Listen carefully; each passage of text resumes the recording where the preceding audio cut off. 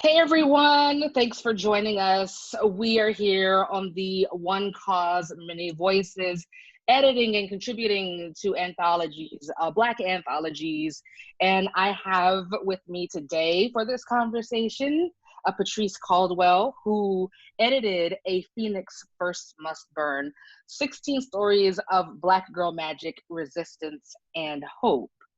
And I also have with us today Bethany C. Morrow, who edited Take the Mic, a young adult anthology featuring fictional stories of everyday resistance. Thank you both so much for joining me. This panel is going to be a little bit different because it's going to be more of a conversation than me asking questions, although I will ask questions because the people expect it. So the first one is going to be, how did you, you're certain you probably answered this, but I'm going to ask it anyway. How did you go from, this might be a cool idea, to now I have a book? Yeah, my with gosh. like 16 people involved, not just you, not just your book. Okay, so anyway, this is my anthology. I always love showing this cover because it's gorgeous. I love that cover. It is a gorgeous cover. And I'm fingers crossed really hoping we get her to do the second anthology I have in 2022. I'm pretty sure we are. And so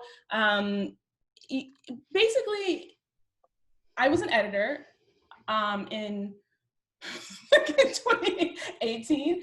I was an editor, in 2018. It's been 84 years. Yeah, it was forever and years ago, and the other times. So I was a children's book editor, and I was getting, at this point, Children, Blood, and Bone had been bought, like all these books were coming out, were starting to come out. This is the beginning of 2018. They hadn't come out yet. And I had just seen like the first kind of wave of like Black authored fantasy novels in YA that was like in the end of 2017, right? So because of the buzz building for like all these different books, 3 books that would go on, to hit the bestseller list. There were only 4 published in 2018, which was Dread Nation, The Bells, Children, Blood, and Bone, and Elle's very own series, So Blade, So Black. So, I think there was just all this growing excitement being like, oh my God, we have these books coming out, blah, blah, blah, this stuff. And so end of 2017, I think there were a lot of Black authored fantasy, and then going on submission, I was seeing in my inbox, and I saw more of that in early 2018, and I had this idea. I've been wanting to do something that brought together Black people in this way, and I just didn't, I just was like not really sure what exactly it was going to be. And then I was just talking with various people and started being like, what if I just did like an anthology? And it became one of those things that I just immediately felt like had to happen. Like I was working on a novel and I just kind of put it aside because I was like, I think this just needs to happen like right now. And what I did first was like literally, I think I just like emailed people, texted people, slid into people's DMs, and was just like, hey, I have this idea for this anthology. And I remember I knew part of it, I wanted it to be focus on Black authors. I knew, but I also had this idea that I didn't really care if it had cis men in it. Like I felt like I wanted to center people who often aren't centered. I wanted to kind of be in conversation. There's this anthology that was published in the 2000s called Dark Matter, or maybe it was like the 90s. And it's fantastic. And it had a bunch of like Black speculative fiction greats like Octavia Butler. And so I was like, yeah, I want to do like a YA version of that. But I also, in my head, had these ideas. So I was like, Octavia Butler, who was someone who was really inspirational to me, but then also I was like Beyonce's Lemonade, because I wanted the book to have this, I think the amazing thing about Lemonade is that it has this beautiful narrative link, and it feels like everything flows into the next. And it's like this story kind of about her life as a Black Southern woman, but it's really specifically rooted in her story. And in being super specific, it's incredibly universal, right? And so I think that we're often taught the opposite. We're often taught that you have to be universal. I think a lot of us start out writing white characters. Your thought, you have to like appear to like the greater mass, and then you can go, narrow in and get to write the thing you want 5, 10, 20 years. did not which is, get that no memo. one has time for that. He's like, not me. So, right. I operate under I get hit by a bus tomorrow. Right? The buses, but like here, when it's like, I feel that I have to be on my shit. So for me, I was like, okay, Beyonce's Lemonade plus Octavia Butler for YA. What does that look like? So I started just asking people who I knew wrote YA fantasy and different things like that and doing that. And that was just a submission list because it was kind of like, honestly, like, there's not that many of us, but there's just enough to make an anthology. So them words everyone right said there. yes, thankfully. There were like a couple people who were like too busy to do it, and it ended up working out fine. I put together like a proposal that was honestly just like really short. My proposal was truly just like 2 pages because I felt like I was gonna let the contributors speak for themselves. I refused to have people do samples because I was just like, no one has time for that. And I've been an editor. I've seen these submissions from white people and they don't always have that stuff. So I'm not gonna make these authors who are best-selling, award-winning, all this stuff, or like even the authors who are new and up and coming, like, why am I gonna ask you to write an essay that's just taking up more time, And it's not sold yet. So we took it on submission. It was really fantastic, a 2-page proposal with just like, and hi, this is me, intro, what I want. When I asked everyone, I was like, hey, I really want the stories to end on a note of hope. Like, that was my big thing because I feel so often that our stories are like rooted in pain and then they end in pain, right? So you have stories here that are like, really, I think about Elizabeth Aceveto's story in this anthology is it's like set during slavery, right? And I remember like my own editor, because I had told her at length how that so much of what I read growing up was like, are you sure this is okay? But the difference being that it focuses on a slave revolt and we never get those stories told. Yeah. And so it ends on this extreme note of hope. And like, I feel like our history, white America has tried to like shut down the fact that we actually rebelled a lot against slavery, that we had successful rebellions, right? And so this story ties into the history of a successful rebellion. And, when it sold, when we took it to editors, we got a fantastic response. It sold at auction. It was amazing. It was definitely weird because I think, we really didn't time it like this, but Black Panther had just happened. Yes. All these white people were like, I really want a Black Panther YA. And I was like, this is not it. But I'll take your money. Right? So I had doing all these phone calls, and in my mind, I kept writing a list, and I was like, no. And like people, I wasn't going to stop them from offering, like, listen, if you're going to make the auction and go up higher, why not? But also, it definitely became a certain point where I was like, okay, I know who I want. And I was really glad that it worked out in a way that I got to work with the people who did the work, who from the beginning were committed to doing the work, who came to me, and I was like, listen, I want this anthology to also be very queer. And, we're just very, like, from the very beginning, I remember they were like, okay, do you want to let's have a document where everyone's pronouns, let's do this. Like, so it was just very, very amazing and inclusive. I have a kitten crying in the background. Oh, baby. Yeah, that's pretty much it. That's what about you, Bethany? That's the short of it. The short of it. So for mine, in 2017, maybe in December 2017, well, I guess it was probably November, I got an email from Beth Fallon, and she was like, I want to do an anthology. I wanted to know if you were interested in being a part of it. This is how all of my correspondences usually go. I've seen you on Twitter, and this seems like something you would like to talk about. I'm like, well, my Twitter is extremely accurate, so yes. And so, oh my goodness, and so she said she wanted to do a resistance-themed anthology about, basically, because we're all suddenly in that new normal of like, what the heck does this mean that this person is literally gonna be 45? Like, how in the world? So we had a really long phone conversation because I immediately was like, I hear what you're saying and I hear why everybody is talking about this, but if we are doing this for the young adult market and we're going to include and especially feature Black children, I in no way am going to be involved in something that is basically telling them that the only type of resistance that is legitimate is organized. is like organized mass. I'm like, we know for a fact that it's our life on the line.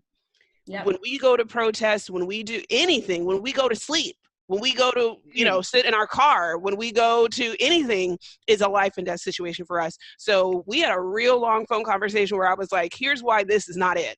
I'm not saying don't encourage young activists and advocates who are very much involved with that scene. I'm saying if I'm going to be a part of this, I would like it to be about everyday resistance.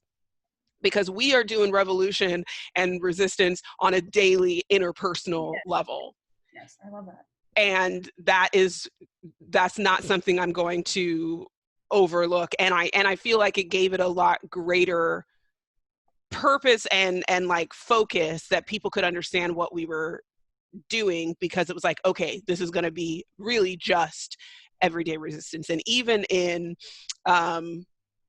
L.D. Lewis's story, where the helpers, where it's dealing with people who are actually, where there is actually a protest and there's something happening sort of off camera, the main protagonist is somebody who, her sister is an EMT or paramedic, and she's out in the city trying to help, and she can't, and her younger sister can't get in touch with her. But when she goes up into the apartment, she finds one of her bags, and it has like a guide in it. It has, bandages and all this different stuff. And even though her greatest desire is like, I want to know what's going on with my sister, I want to know where my sister is, what's happening, just naturally, she, because this is her community, because these are her people, because she knows people are hurt, she goes back outside and starts helping and using her sister's material. And I loved that story so much. That is hilarious. I'm just over here trying not to awe in the middle of Bethany's story. But I'm gonna keep talking like there's not a cat booty right there. So basically I started out as just a contributor where Beth was asking me to write a pitch. And once I started writing, I was like, F a pitch. I'm sorry. I got to write this short story all the way out, because I had just seen something in the news that I was like, you guys do not understand the death by a million cuts that Black kids experience. So I wrote a short story. First of all, I was like, have I never written about anything set in marching band? That's on me. That's my L. So I was like, I'm going to do a short. I have never yet written anything in theater, and theater was such a massive. Listen, what are we doing with our lives? When it comes, it's going to be a whole. Listen, I was like, and it was such the perfect, I really feel like this short story, and it was my first time writing contemporary anything. So it was like, it was so important to me because it was deeply, deeply about marching band, and about what happens when you're in marching band, and this belief, this mantra, you win together or you lose together. There's no individual in marching band. It's like, that's law. Okay. It's run like the military. It's literally, you get like extra credit when you join the military if you were in marching band. So, because there's certain things, especially competitive. I mean, like if you were in competitive marching band. So it's about that, but it's also about a girl who thinks this is her people, who thinks this is her group, who thinks that the way that you're taught to think in marching band. And then the aggression, however well-meaning it is, comes from that group of people. And you got to decide, am I going to dress center, which is when you like literally we do this and we all get in line with each other. Am I going to dress center? Or am I going to break rank? And what does it mean to have to break rank for something that is so important to me, but my dignity is at stake? Like, so basically that was my short story. And I sent it and they were like, can this be the proposal? And I'm like, sure. Sure. So it went out with somebody else. Jen Baker was originally going to be the anthologist, and then she had to eventually step down, and they asked me if I wanted to do it. And I was like, I mean, well, heck, we already had that long conversation. Like I'm already in it. We're already at the party. So, so from there, it was just like, you know, there had been people that were maybe considering being a part of it. And my biggest thing was like, okay, well, if I, as a pretty new person, this was like my first foray into YA because of something that didn't happen in 2016. I was like, if I'm going to be a part of it, I really want people who have not gotten a chance to shine to be a part of it. Like, obviously I want to have certain people in it, but I want poetry from those people for the most part. For the people that you know really well, for the people who have platforms, I would love if they would consider writing poetry for me, but because my anthology was short stories, poetry, and art. And I was like, I would love to have a short story or poems from them, but I want the bulk of the material to be from people who are either not published yet or underpublished and like are not getting the attention that they deserve, because that's huge to me. So Jason Reynolds, I don't remember what I was doing, but I saw a poem by him. I don't understand poetry unless I understand it. Like, I'm very thick-headed when it comes to poetry, but you know, when you read, I was somewhere and I saw a poem by Jason Reynolds and I was like, what?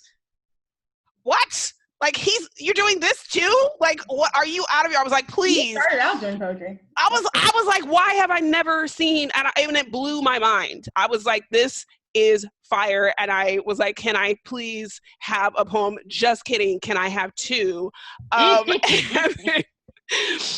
then Samira Ahmed also did a completely fire. And that was the other thing, is because of when this and why this anthology was happening. And it was literally the world having to grapple with all of the marginalized people in the United States having to be like, oh, it's about to be a dumpster fire for me.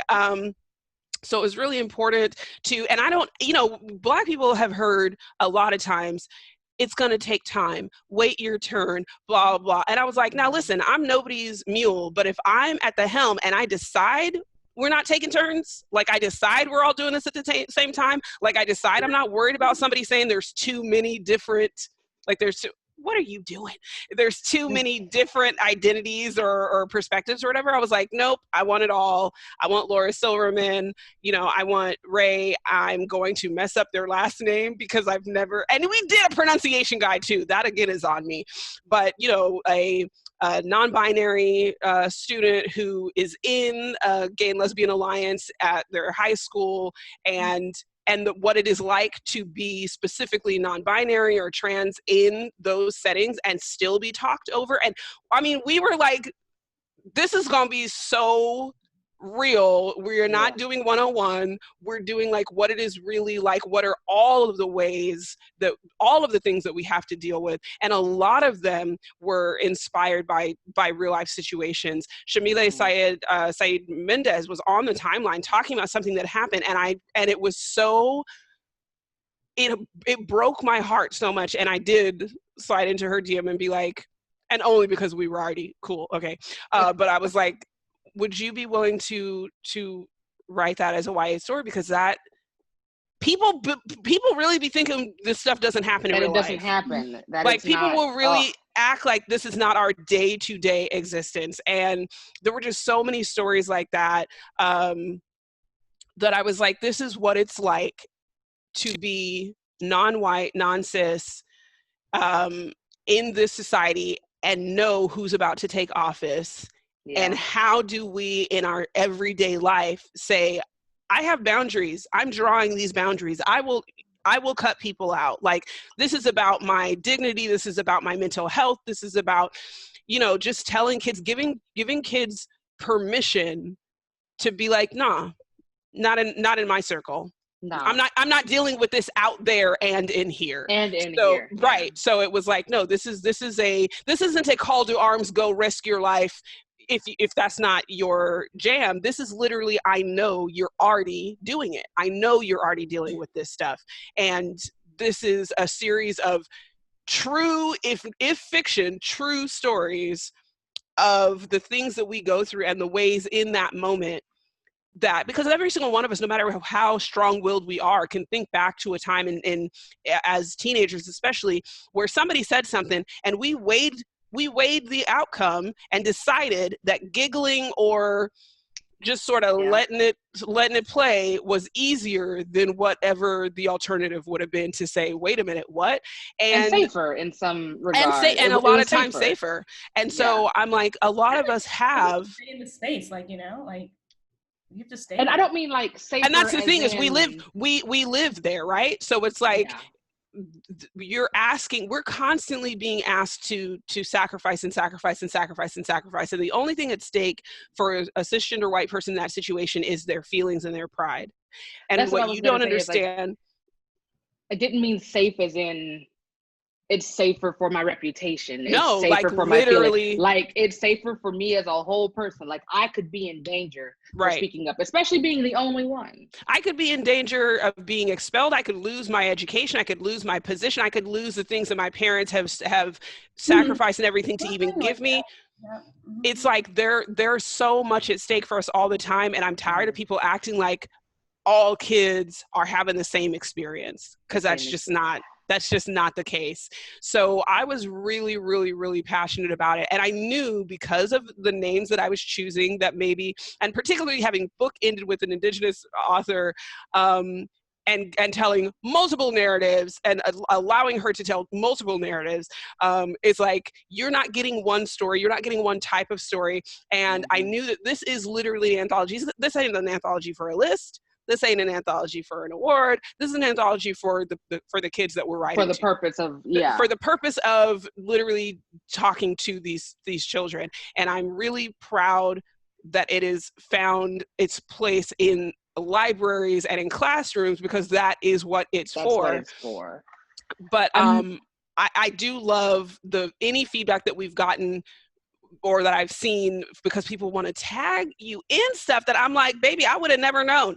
But be like, my one hesitation to teaching this is the reality that every story paints white people poorly. And I was like, you know what happens when you finally hear stories from our perspective? You got to hear what it's like to live with you. There you go. That's my fault. I think that's one of the beautiful things about both of these anthologies, is that it gives people who are normally relegated to seeing, you know, what's going on and seeing what's happening, but not being able to fully react to it for fear of, you know, those consequences we were talking about. I have contributed to anthologies, and the feedback and the experience has been different for each one. In some, it was like, this is great, we'll see you in copy edits. And for me, I'm like, oh, okay. That was not your experience with me, so you can just go ahead and say that's what I was about to say. But then in another one, it was like, this is great, but can you try this, and this? And it ends up being a completely different story. Like, it sets you back. So what is it like having handpicked a lot of these voices, kind of having an expectation of this is kind of what I want from them, and managing that expectation, what you get, and then giving feedback, and then, you know, that back and forth. I mean, you have this with 16 people instead of dealing, or, you know, however many people, dozen or more, with, as opposed to the one-on-one that people are used to happening in these situations. Because like you said, you gave so many people pretty much carte blanche to just write the thing you want to write. We'll guide you after the fact. Because it sounds like both of you didn't expect anything to be done, with the exception of Bethany writing the whole doggone story beforehand, because that's just how you are. Look, I can't apologize. Just the idea of what the story is, and then just letting that live, or pushing it to, I mean, in my opinion, very thankful that it got pushed the way that it got pushed, to be what it could be for the goal and the ideal that you had from the outset of what the anthology is. You know, I mean, for you, I mean, like, let me just I'm not gonna do that. No, honestly, you're gonna drag me. Oh. Right. Actually, you have 5 minutes. I'll just start. No, I'm joking. But I will talk about you a little bit, and like, only in good ways. Because there's nothing, I have nothing negative to say about the experience as a whole. Like, truly, like, I don't, like, are you gonna keep, okay, I'm doing that again. Like for me, I was an editor, you know, my time as an editor, I only worked with, let me make sure I'm right about this. Yeah, one Black person. I never really got to, and you know, when all these fantasy books were coming on submission, obviously I was like in like fantasy, in like girl heaven. But for one reason or another, they got shut down. It really seemed like the publisher just kept feeling like, we have a Black fantasy author. So, you know, and so for me, I was beginning to, when the stories came in, and it came at the end of last year, at the end of 2018, and I was beginning to feel depressed and hopeless and giving up on my career that I worked really hard to have. And so this anthology was like, gave me hope and reminded me of like my skills and my talents, and it reminded me why I love writing and working with authors, you know, because to be a Black woman and get to work with so many Black people who, you know, gender nonconforming. It's like, I feel like that you don't get that experience as an editor. White people do, but most POC never get that experience. And so for me, it was just amazing, you know, like I actually asked everyone first, and this was Ibby's suggestion because she did it with her own anthology, Black Enough. I had asked, she basically was like, get a paragraph from everyone first in which they pitch in which they give you a pitch of the story. So that way you have some idea. And I, as an editor, fully believed, and like this is a trick I used to use with my authors, like I think the way you pitch your story sometimes is the story you're trying to write, but it's the story you're not quite there yet, right? So for me, I actually referred a lot back to those pitches because to me, I thought those pitches had the heart of the stories. It felt to me like what everyone was trying to say.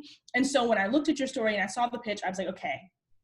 You know, and I think one of the biggest skills about being an editor is you have to learn is like how to take your feelings, like, because sometimes when you're editing, you're going through things and then you're like, you have to know, is that a me change? Like, am I trying to change this because I feel it would be better, or am I helping you with your vision for your story? To me, a good book, a good thing, it doesn't have to be something like, because otherwise it would be my book. If I edit everything to be in my vision, that's not a good editor is helping you fill your vision.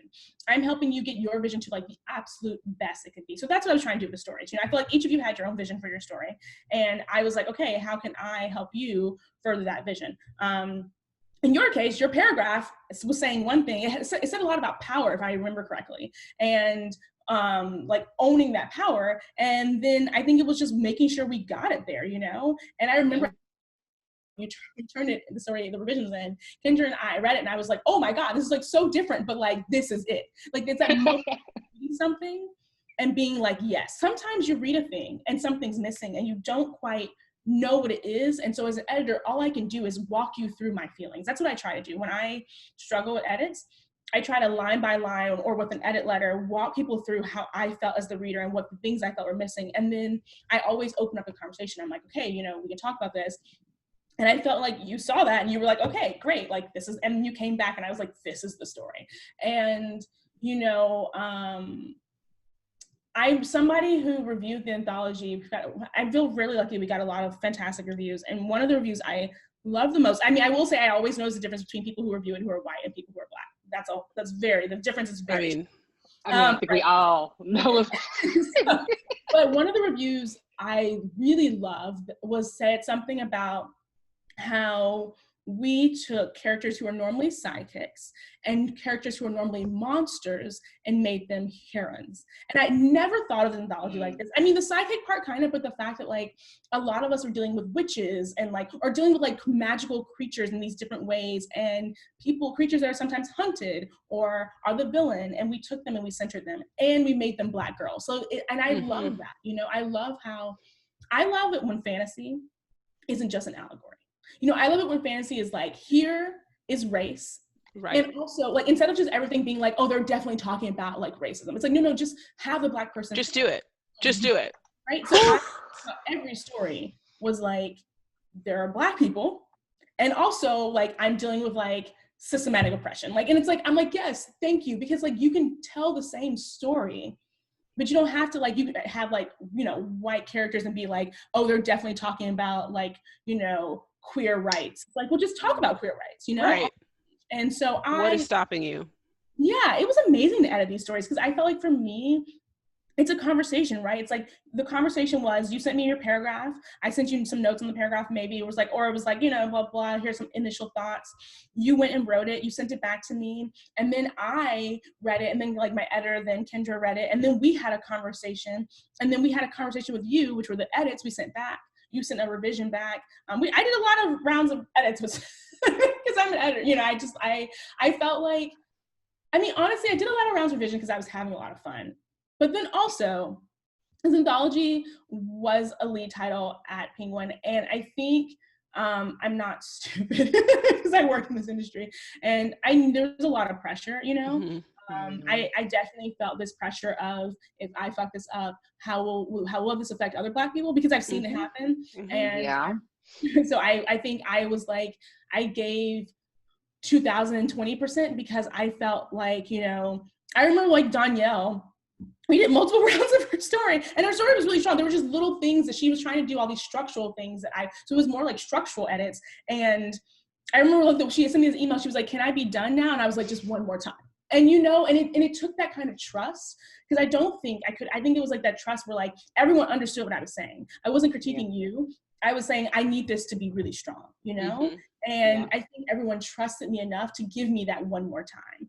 And I really appreciated that. You know, I think it was like the greatest honor I've had in my career. Like, it's just like, it was just so fun, you know? And I think, and it was amazing. Like, you know, I think the anthology, we got 5-star reviews. So I feel like once that happened, I took a deep breath and was I was like, we're done.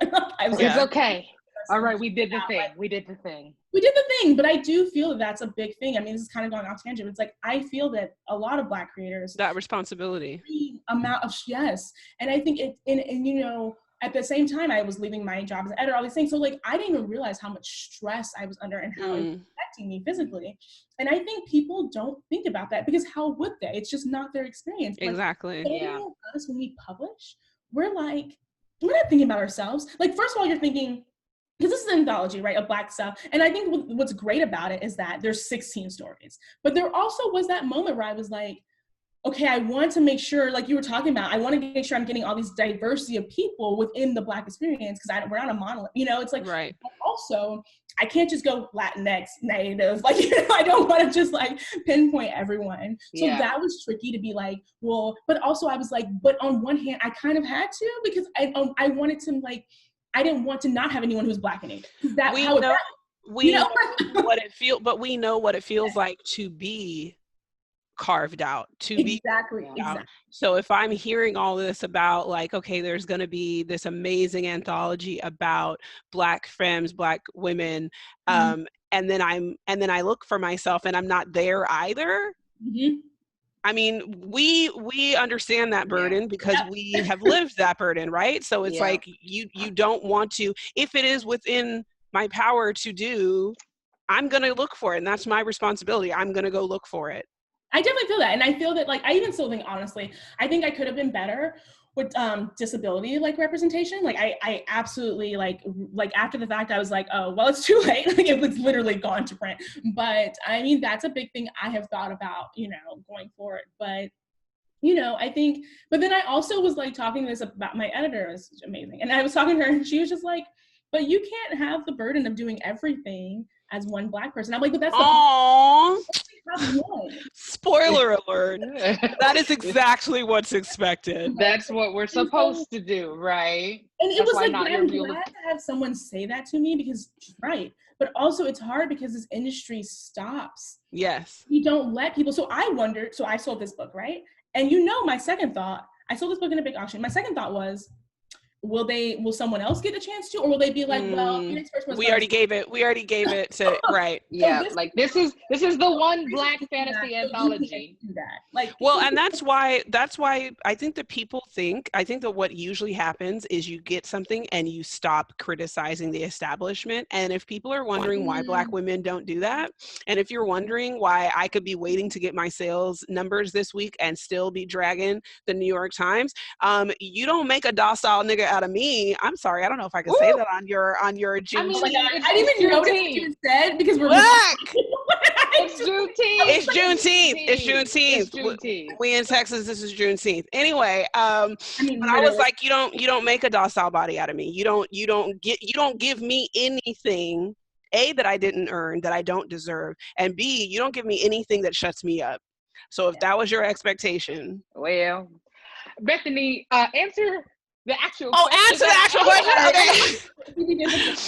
No, for because I mean, you made a really good point, but I'm trying to be a good moderator. Right. So we're gonna pretend a docile body. We're just gonna put a pin in that one and just right. We're gonna come back to Foucault. Loop it back in. Right. Loop it back. Circle it back. No. So with editing this one now, first of all, obviously, I don't know, because people, if they're not familiar with the contributor also being the editor, no, I did not edit my own story. That oh my God, same. Also, I got a review that was like, it's surprisingly so good, given like that she edited herself. I'm like, I turned mine into it. I turned mine into Kate.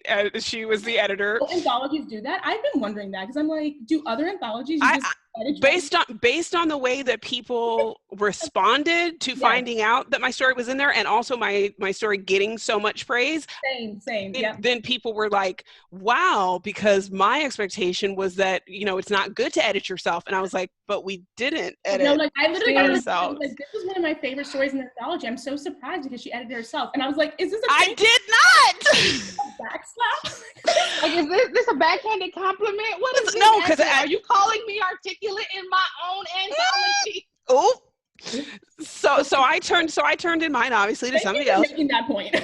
and all of them also went not just through me, but again also then went to the editor. But the biggest thing for me, I would say, with mine is that yes, I had people. It wasn't a paragraph. Sometimes it was probably just a sentence where I asked people. I went and specifically asked people to write things. So every single person in this was solicited, and most of the time that works against Black, Indigenous, or people of color. But in this case, because I'm a Black woman, it worked in their favor because that's all I was looking for.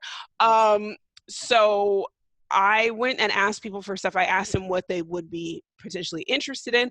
The thing is, I wasn't trying to make a cohesive collection. For me, the theme was big enough and focused enough and specific enough that it's like, if this is about everyday resistance, I'm not going to try to police your as you having a different identity to me and you having a different social experience based on that identity. I am not going to try to police how you tell this story. Yes. So anything that I turned down had nothing to do with, I don't think that particular story fits. That was never it. Because one of the things that people will say about the anthology is like, these are so varied, like the voice, the tone.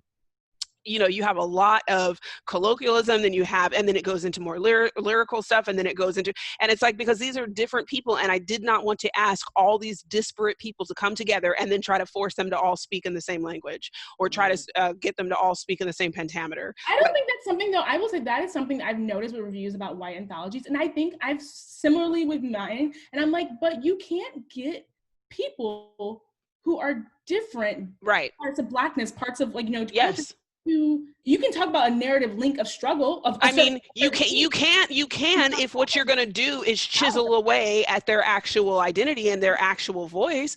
The thing is that white people going from being the gatekeeper to also going to being the critic is super duper funny, because all it does is say, okay, now I'm going to let you into the room, but I'm going to cut you down if you don't do it the way that we've been doing it. And I'm like, well, baby, I didn't come in the room to do what you're doing. So that's. But it does suck that they are sometimes, I think a lot of review journals have gotten better, like at least for me, I think all Black reviewers, but it's like it sucks that sometimes they are the ones who are reviewing your stuff, and you're like, exactly. I didn't write this for you. Exactly. And that's why I did that thread not long ago, right before my book came out, which was like, yeah, you guys are all buying all of these books because you want to be reading stuff by Black authors, and that's great, but did you know you're illiterate? So before you go read this and then not know what you're talking about, not know how to talk about it, not know why you're having trouble with it, understand that you are operating from a level of from a degree of cultural incompetence, okay? You're coming from a place of cultural and social illiteracy. I am not. Ooh. I've been fluent in you my entire life. So, yeah, the world ain't fair. I know, slavery. They're like, kind of confusing, 1 star, and you're like, Yeah, kind of confusing to you. I'm like the authority and the caucasity that it requires to be like, I didn't understand this, 1 star. Did you ever consider that you have a very limited palette? So anyway, when I was putting these together, I was absolutely not ever trying to edit for style. I was never trying, because I had already decided I'm not trying to make these things match. Yes. I'm not editing for style. I'm not editing for your story. Now, one of the things that happened is, like, when Darcy Little Badger turned hers in, she had a longer story. I had already said I want to have a book ending. I want to have a book ending author. And when I got her story, it was like two different stories. I completely understood why it was, it was like, these are both formative things. We shouldn't have to pick which one of these things impacted me the most. All of it, right? So I completely understood why she put it all together, but I was like, but as from a reader perspective, I do, because of the unfortunate, like, just complete brainwashing we've had about how narrative structure works. It's like, at some point you feel like, did I miss something? Did I lose something in the story? And I was like, no, these are two distinct stories. And since I already knew I wanted to have book ending, I asked, would you be willing to break this up and have this be two separate stories? And then also, can I have both of them? And can it be the beginning and the end of the anthology? But I love that. I didn't realize that wasn't like a purposeful. I love that it worked out. Oh, I like, that was the thing, was I had separately already told the editor that I wanted book ending stories, and then I got a story that in itself was like two strong stories, and I just didn't realize that that's what it was. But that worked out beautifully, and it was such, I mean, just editing everyone was so, I think also because I was like, I am coming to you from as respectful as possible. I'm going to see it before the editor sees it, before the publisher sees it. And I'm going to make sure that nobody's going to ask you questions that ask you to define or revise things that are specific to your cultural or your identity. So it was a lot of almost being the guard, like protecting my contributors and being like, okay, here's what you're not going to ask them. Here's what you're not going to ask for, because you're not going to invite all of these people to bare their soul and then try to own it or revise it to be more white centering or white appeasing. Like, that's what it is. There's a difference between revising a story to make it stronger and revising it for mainstream. This is the thing. There's a lot of things that white people don't know they don't know.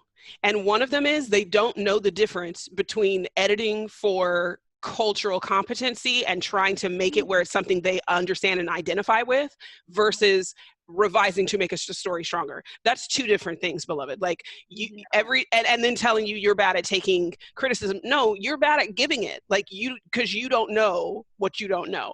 So it was definitely, I did feel like a big part of my job was to stand between, so that instead of, and I think that's my job as the editor, was like, yes, there's still sort of microaggressions that I'm ingesting, that I'm experiencing and seeing. But the point is, I didn't ask for them to come do this work to also get cut. Yes. So I will stand in the middle and be like, okay, I'm not passing that note on, and here's why. That's the best thing about being that's the best thing I loved about being an editor in general, is like, I got copy edit things and I just would say stet, and my author never had to see Exactly. it. Exactly. I did not bring you here. I did not invite you here to get hurt. Yeah.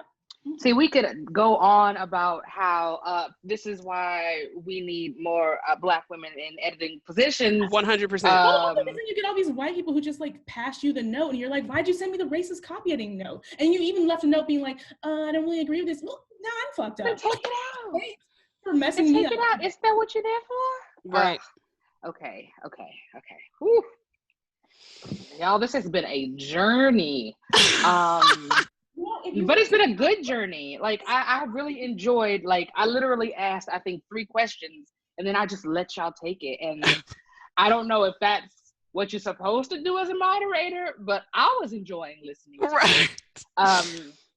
I hope everyone else was enjoying listening to it. And again, thank you both for agreeing to come and talk to us about anthologies. Yes. About your process in writing an anthologies. I guess one last question, and I get this sense of some of the answers and how they might be a little bit more, how it might not be a definitive yes or no, just because life and publishing right now. But given your experience and being able to do what you did, would you do another anthology? Well, Patrice, you're trying to tell what it sounds like. It's so funny. I got here and I was like, Ashley, you were talking about. Let me tell you though, I'm trying to tell. So it sounds like between us three and all of Juneteenth, what you gonna say?